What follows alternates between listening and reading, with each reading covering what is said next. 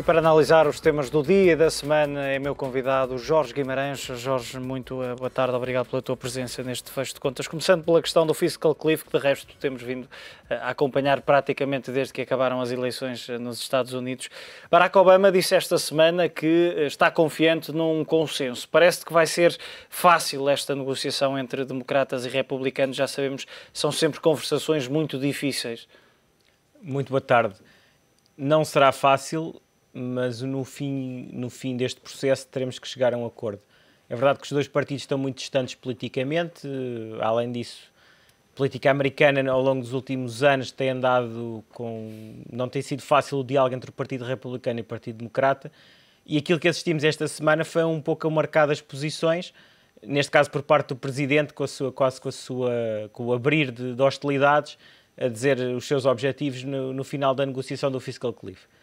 E daí a reação negativa dos mercados. Os mercados venderam porque não se ia chegar a acordo.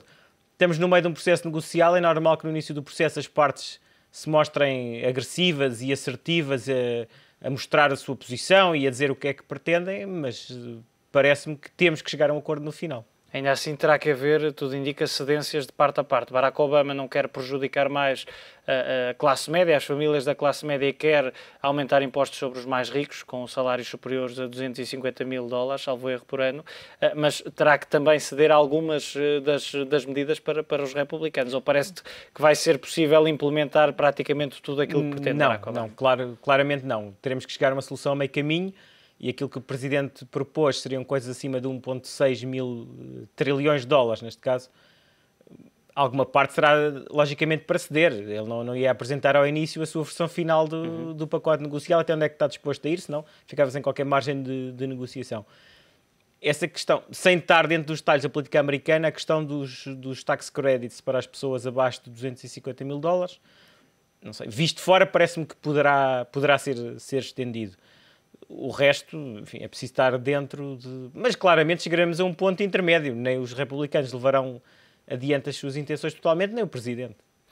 Há razões para se recear nesta altura, e já falaste na queda dos mercados. Timothy Geithner, víamos há pouco, alertou para o facto de não se chegar eventualmente a um consenso e que no dia 1 de janeiro de 2013 entrem em vigor as tais medidas que na Europa seriam medidas de austeridade, 600 mil milhões de dólares em aumento de impostos e redução da despesa. O que levaria, dizem os analistas, a uma nova recessão nos Estados Unidos. Parece que este cenário pode ser colocado totalmente de parte nesta altura. Não pode ser colocado de parte porque não sabemos se eles vão chegar a algum tipo de acordo. Sim, mas aquelas que são as perspectivas.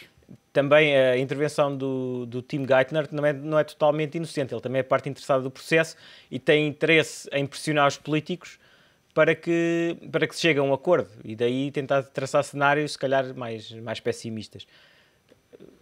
Mas vamos ter que chegar a um acordo. Os mercados... Também pode estar a haver aqui algum efeito técnico. Os mercados americanos já tinham ganhos bastante significativos no ano. E por um lado, todo o tema do Fiscal Cliff já se fala há bastante tempo. Por outro lado, as pessoas com receio de que haja alguma mudança nas taxas de imposto para o ano, e ainda, já não tanto como no passado, mas ainda alguns investidores têm anos fiscais que não coincidem com o ano civil e optam por realizar as mais-valias antes. Isso pode estar a acelerar o processo de venda no mercado americano. Olhando para os dados conhecidos esta semana para a zona euro, nova recessão, pode o facto dos parceiros de Portugal estarem em crise dificultar também o trabalho, o próprio ajustamento que é necessário no país? Dificulta certamente porque uma parte do crescimento e todo o modelo económico para o qual se quer orientar Portugal é um modelo baseado nas exportações, sendo a União Europeia nosso maior parceiro comercial. Obviamente que uma recessão na União Europeia dificulta o crescimento das exportações e, portanto, dificulta todo o ajustamento português. Tem um efeito secundário que se calhar é positivo para Portugal, que é o facto dos países do centro da Europa sentirem na pele que o abrandamento económico nos países da periferia lhes pode fazer. Eles também não têm interesse, a Alemanha também não tem interesse em começar uma recessão porque os seus principais parceiros comerciais europeus estão em má situação económica. Portanto, isso se calhar também ajuda um bocadinho a posição negocial de Portugal, especialmente da Itália e da Espanha. Parece que poderá haver alguma flexibilização. Já aqui temos falado, esta semana vimos Olli Rehn também a falar dessa questão, centrado naturalmente em Espanha, que ainda não recebeu a Troika, mas poderá também Portugal, por efeito de contágio desta vez, entendamos, poderá ser mais positivo, mas poderia sofrer uma flexibilização no programa. Isso é uma questão muito complicada. Em relação à Espanha, ele fez isso. Ele não disse explicitamente, mas deu a entender que os objetivos não seriam assim tão importantes de atingir como isso. Em relação a Portugal, parece-me que não será o governo português a pedir essa flexibilização, mas provavelmente estará à espera que a União Europeia a ofereça.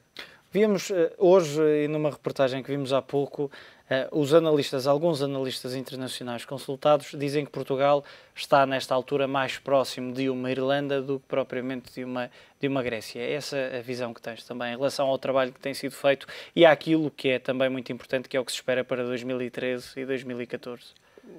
Em primeiro lugar, as yields das taxas, as yields da dívida pública portuguesa mostram isso. Objetivamente, a nossa taxa está mais perto da Irlanda do que da Grécia. Esse é um dado. Eu gostava de acreditar que estávamos mais perto do sucesso que a Irlanda teve neste processo de ajustamento do que da Grécia. Mas, parece-me que, objetivamente, não estamos tão mal como a Grécia. Isso é um dado adquirido. Se estamos mais perto da Irlanda do que da Grécia, gostava de acreditar que sim. A Fitch vem hoje dizer que está em causa o programa, o sucesso, e esta a expressão utilizada, o sucesso do programa de ajustamento português, duvida do regresso aos mercados em 2013 e mais uma vez voltou a defender que Portugal pode precisar de um segundo resgate. É também esta a perspectiva que tem? O regresso aos mercados, podíamos entrar se é um regresso total, se é como se fez há alguns meses, fez uma rolagem da dívida. Podíamos estar aqui a discutir o resto do dia o que é um regresso dos mercados ou não.